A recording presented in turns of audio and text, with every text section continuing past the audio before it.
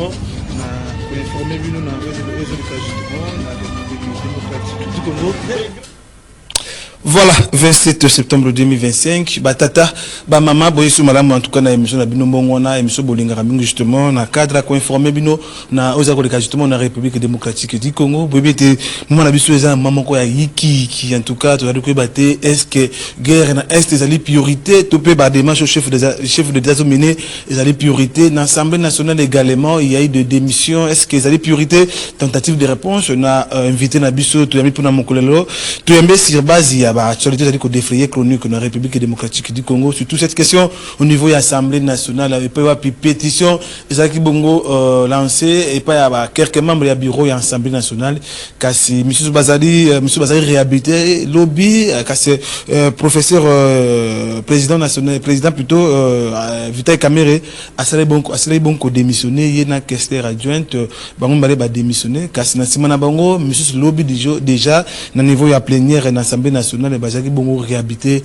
à qui profite justement la démission ya Vital Kamerhe est-ce que à rejoindre opposition est-ce qu'à rejoindre Nanga pe bande comme na niveau ya est-ce que à côté de la union sacrée tentative de réponse na invité à l'élo ils Bongo mettre Silver Kinganzati nene to analyser sujet wana en tout cas si jango zali ko senga justement ils allaient ko susciter ba réaction belé yango to intéresser à travers l'analyse na bon ça la bon branché bon ça a été coulé dans l'émission en direct justement na 18h juste na Radio Liberté na CCTV canal Congo télévision et puis dimanche lobby na 12h juste bon landa yango en tout cas na ko se pour mingi pe vous allez ko s'abonner na chaîne YouTube et puis to ko mettre yango justement en quelques minutes awa on a lobby mettre Silver Motena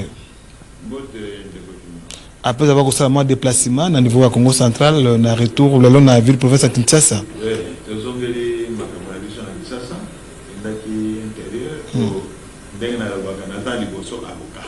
normalement faut répondre nano na ba besoin ba client na ngai va onde ba futa kangai donc kendake nano na niveau wana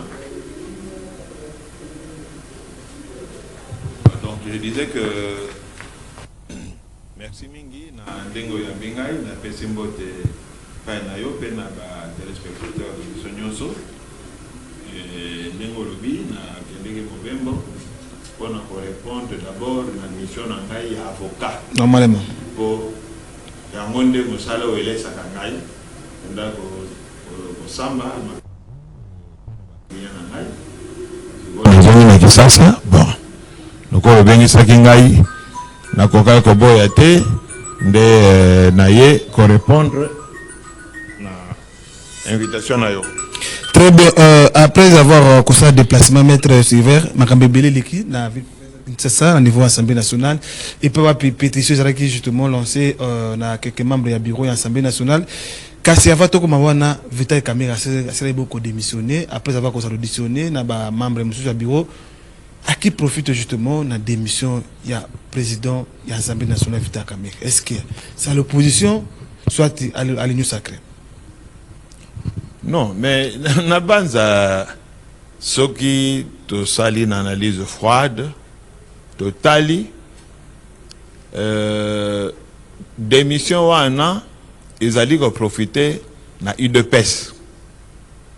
Tout ko chama na mon côté ça profite à l'UDPS parce que ce que tali maïman somaleki pétition mbele Elinga qui est sanctionné bureau Mobimba parce que président il y a chambre honorable Vital Kamerhe à Gérakaye mon côté azana bureau Mobimba mais tala pétition basala qui contre Batouebele bon président Vital Kamerhe a démissionné Maman Monongo a démissionné il y a ensemble et lobby tango président de la commission na rapporteur de la commission et banda ko tala makambo na batangi baselisi balobi no makambo esoke awa ba oyo misato wana mesusu banda ko landa bango batikala na ba poste na bango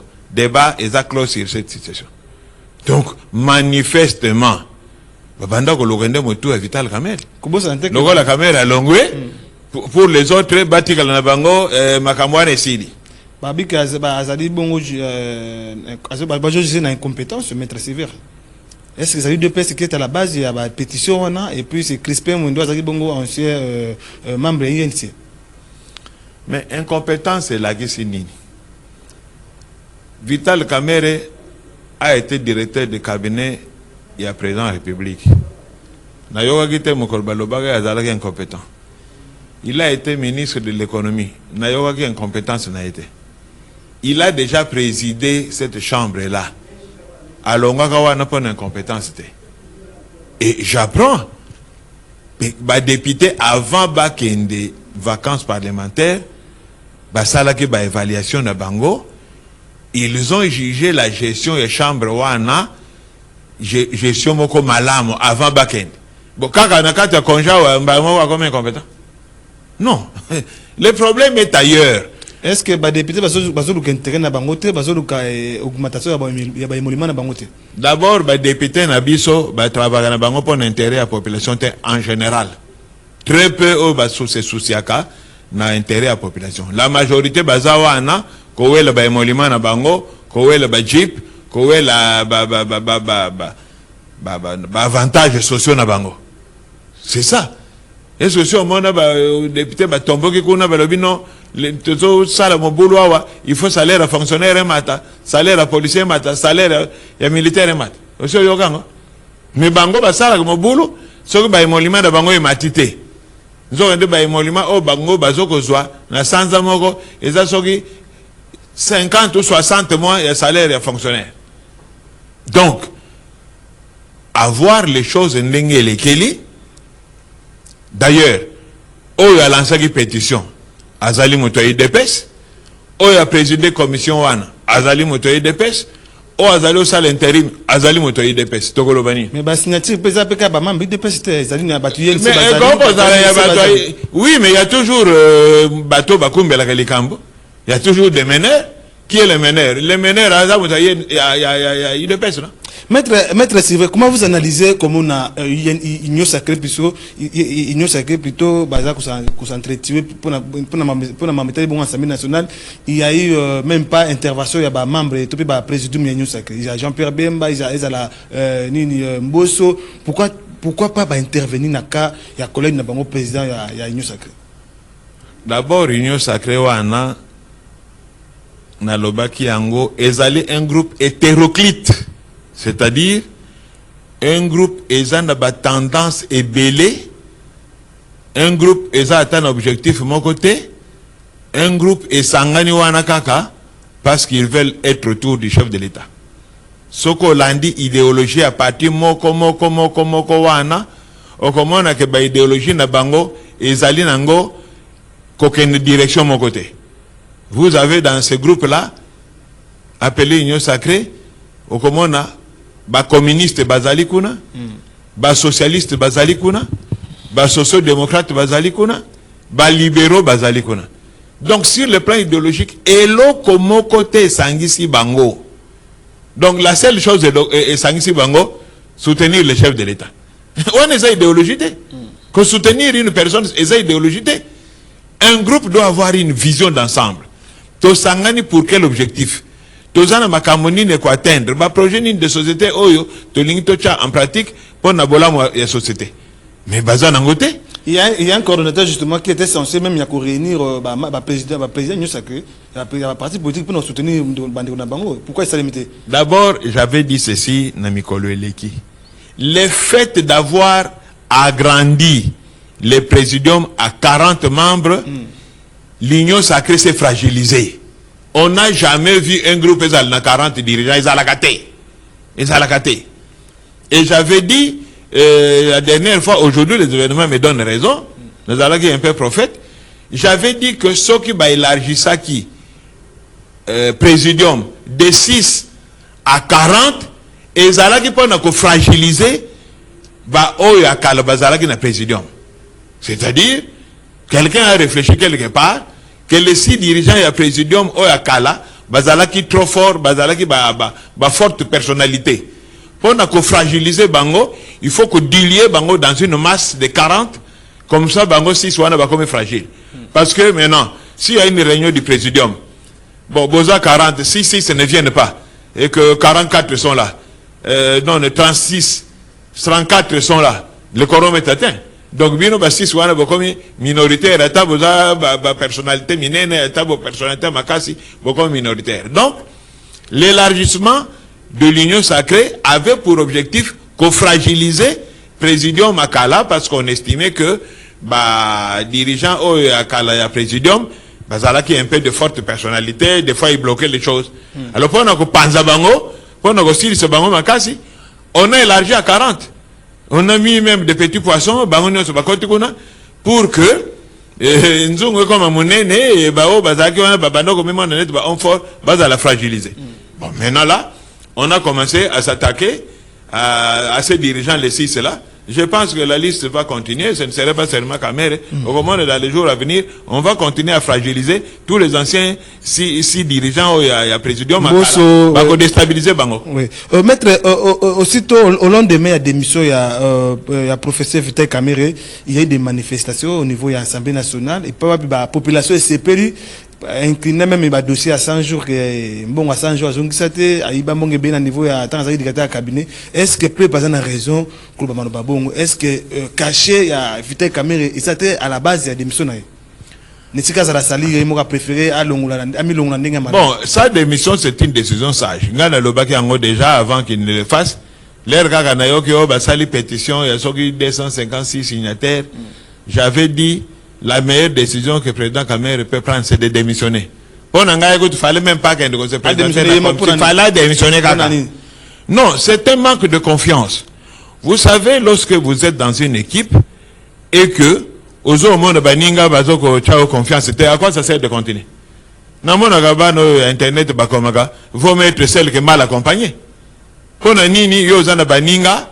Mais baninga wana à tout moment ils font des attaques contre toi, balingi yote, koloba makambo contre yo. Alors en quoi vous êtes une équipe? Malamo Kendenao. Donc la démission du président Kamere, moi je salue ça. Il a pris une bonne décision parce que c'est un membre influent. Il y a régime. D'ailleurs, ce n'est un secret pour personne. C'est la première personne qui a cru au chef de l'État. Tangu bazalaki na Nairobi wana na Kenya kuna tangu basali loko na bangwane fachu vite tout ce qui s'agit aujourd'hui autour du chef de l'État la bazalaka. Est-ce qu'il croyait même que le président Koka kozwa wana pesa okite Genève bakina Kenya batuboni balandaki bango batuboni bandima ki que Félix pouvait devenir chef de l'État. Mais Kamere c'est parmi les tout premiers. Qui a crié en lui? Est-ce que ça peut peut-être être que nous à se sentir que à qu'on mérité poste à travers l'action ça dit que ça là on a préféré moi milongo les causes à bon te mettre. Non, a mérité poste il avait accepté ce poste là au moment avant dans le président de l'Assemblée nationale. Et ben d'ailleurs tu vas maquiller les types à ça là bas primaire. Et à longue primaire voilà donc on ne peut pas dire que Alinga qui poste était. Alinga qui poste. Mais avoir le comportement il y a bas sociétaire, il y a une sacrée vis-à-vis naïe et bandit les lotés. Ce que le président Kamere a sali une déclaration, c'est toujours mal interprété.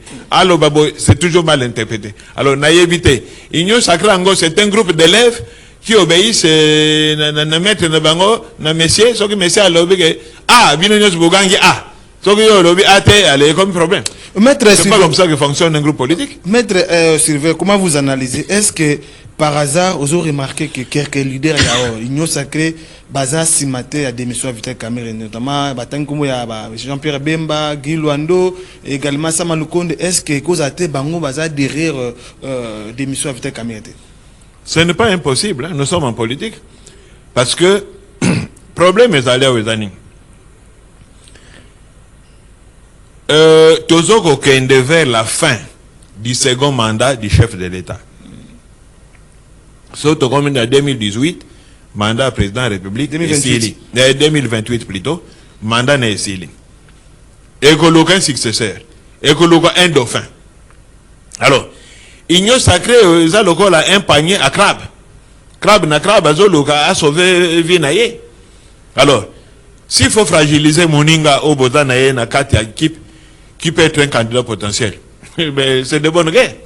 Donc, je ne confirme rien, mais ce n'est pas impossible que Baninga Naye au Bazanaye na Union Sacrée, qui estime que c'est un candidat potentiel en 2028, s'il faut le fragiliser, le mettre de côté, ils peuvent utiliser tous les moyens. Il y a même la population qui dit que Bango, c'est une façon à rejoindre l'opposition. Pas battre Bassina Bakon à Nairobi qui non en 2028 il faut y avoir comme président de la République. Est-ce que c'est une façon il y a qu'on déjà qu'aux oppositions avant l'élection bande?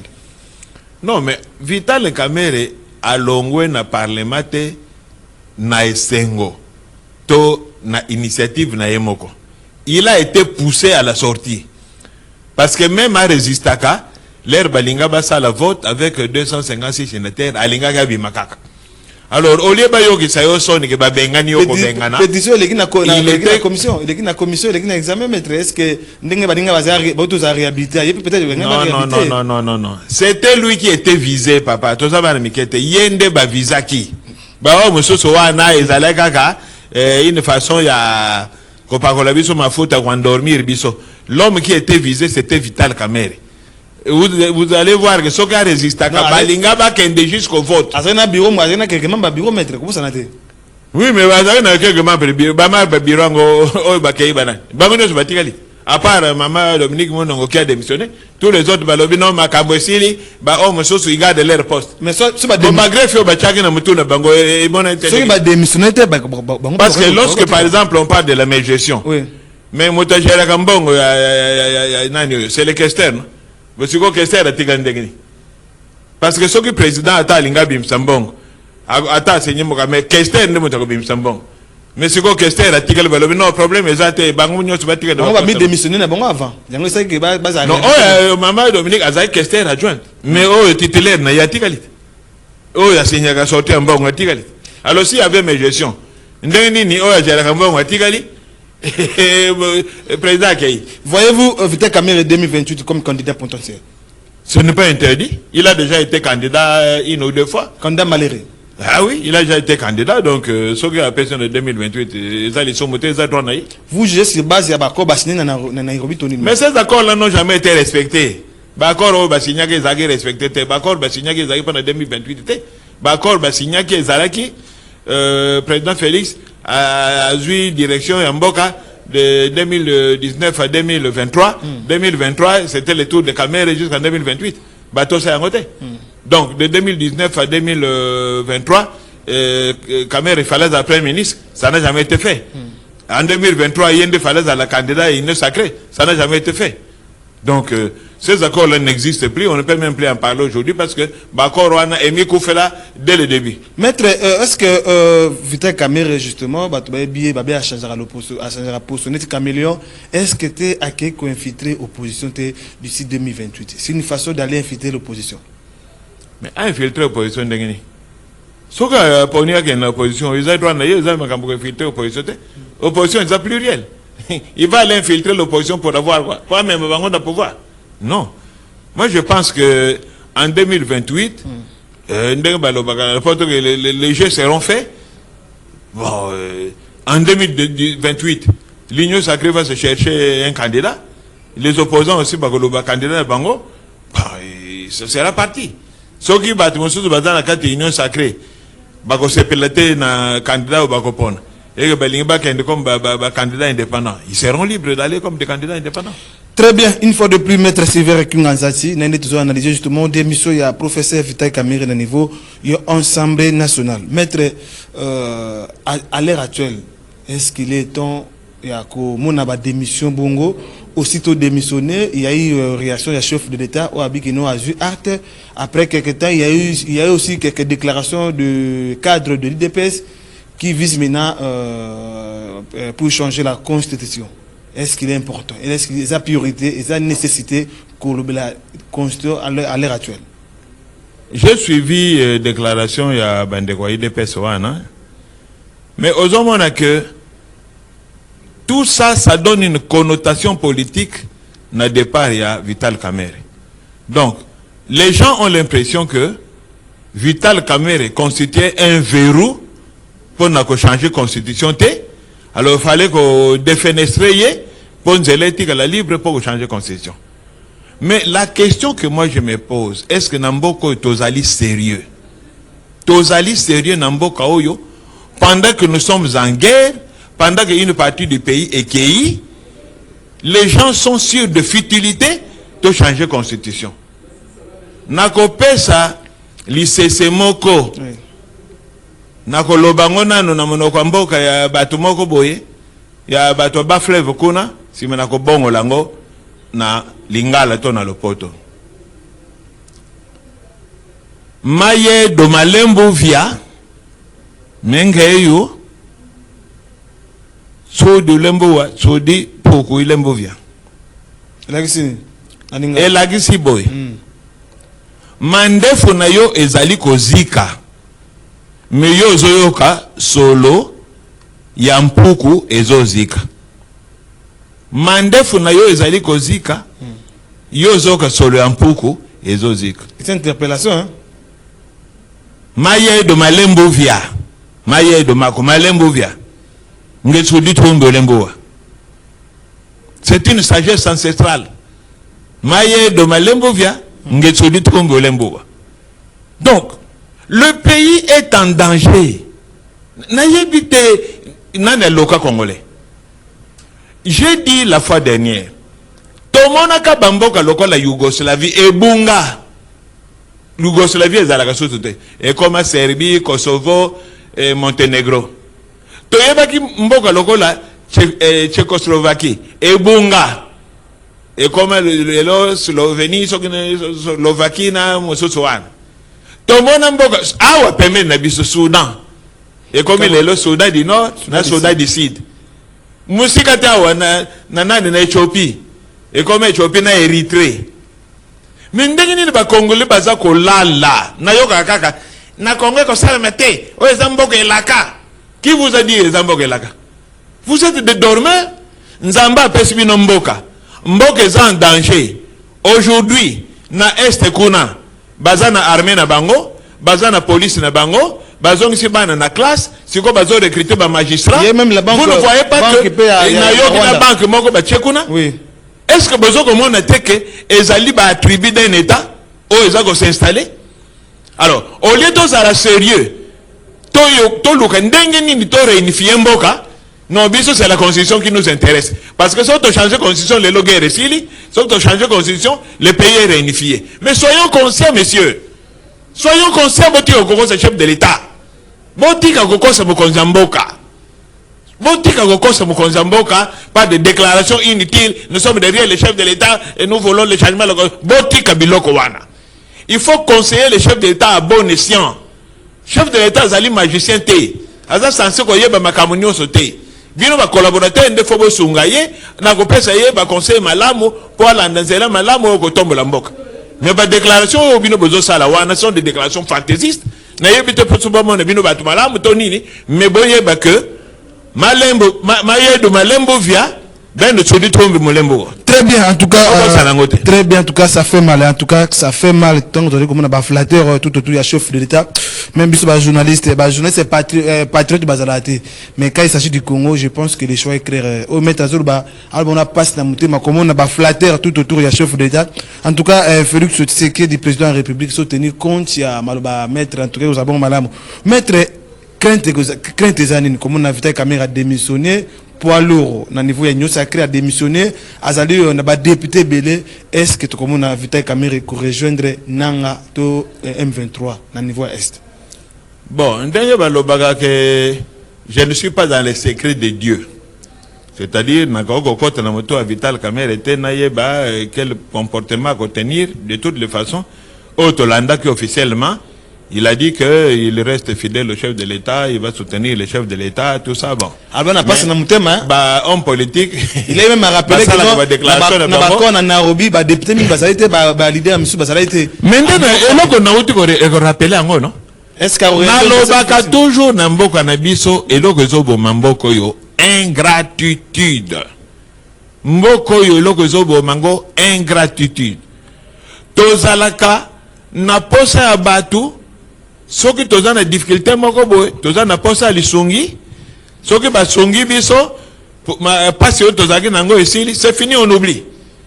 C'est le même comportement que nous avons vis-à-vis ya pays étrangers au basalisa biso ozoka ba déclaration tolingi basile africain kubosa peut-être politicien azawana pona ko s'attraîner au pouvoir pe ko pona luka pe intérêt na ye nan kubosa peut-être politicien musani yangwana koluka intérêt na ye koluka kotika na pouvoir koluka toujours koluka intérêt c'est bien beau mais il faut aussi ko yeba ko respecter ba engagement ko yeba ko respecter baninga parce que na Congo na lobaka yango il y a aucun parti politique oyo akoki ko faire voter candidat na ye uniquement na ba partisan ya parti na ye ezalité. Aucun président n'arrivera aux affaires parce que ba voter qui est na ba membre parti na ye. Non. Okozala toujours eli na bato na ya parti na yo na ya ba parti mosusu na bato bazala bango na ba parti te. Ba ko voter yo. Et la gesi nini? Il faut que toujours na masanga na ba coalition na ba regroupement ba coopération mais maintenant tant que bozo sala ba regroupement wana bozo la gito respecter baninga très bien comme ça maître tokomo kende presque na suka ya émission ya mokola lombongana maître est na biso c'est à dire ko traverser un moment difficile peuple c'est occupé na ba rebelle na armée rwandaise bazo continuer ko s'affronter na ba FARDC na ba wazalendo to ça dit ko banga Pambate ceux qui bazui justement Uvira vers le Katanga. Katanga peut qu'on a dit que non sur bazui Katanga c'est tout un problème. C'est déjà vers la balkanisation. Crainte et sadinine. Est-ce que nous sommes petit à petit vers la balkanisation de la RDC ou soit le chef de l'État doit mettre maintenant les moyens nécessaires pour la force armée parce que diplomatie jusque là ils ont résoudre et le remonter malgré Bakoya Washington déclaration de principe na niveau ya Doha et ça les mis mais suite moko impact sur terrain toujours comme on mais na éviter toujours le soki comme na Katanga ndeko comme balkanisation non. Sur le plan de fait, pays est déjà balkanisé. Le Congo est balkanisé na minito. Sur le plan de fait, est balkanisé. Mais balkanisé c'est minute. Non mais attendez.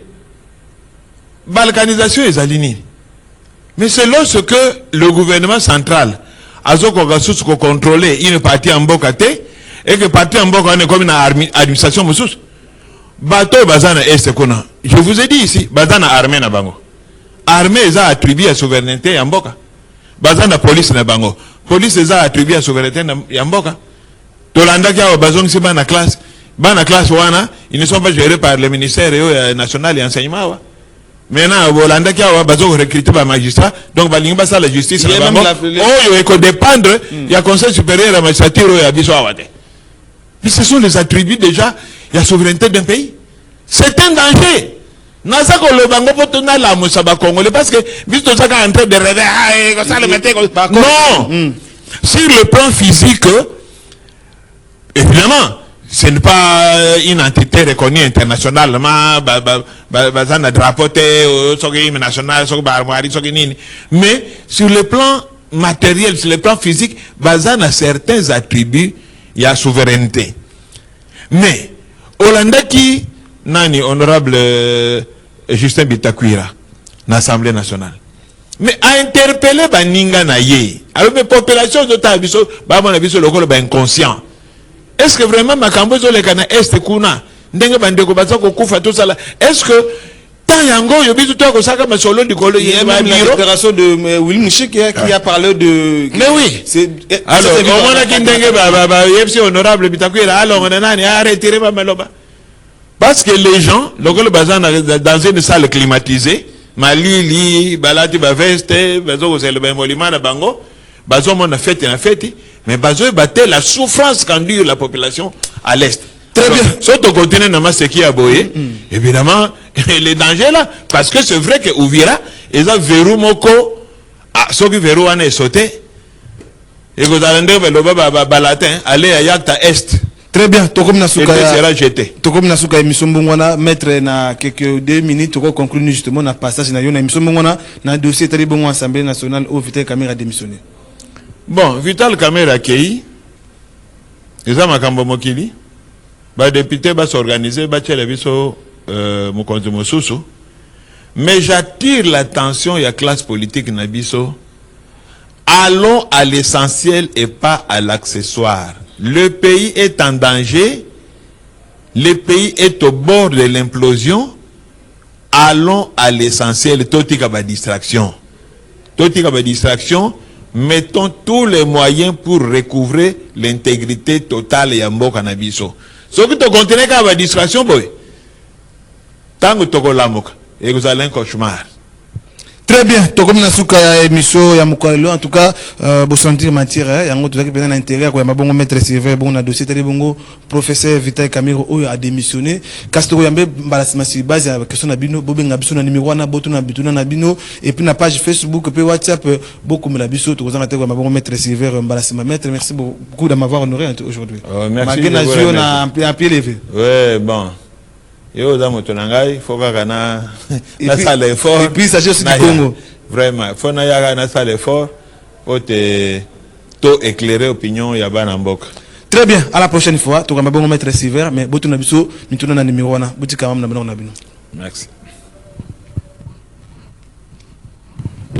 C'est na basango wana que Wali Banga est devenu Premier ministre, Bruno Tshibala est devenu Premier ministre, donc il y a une élection.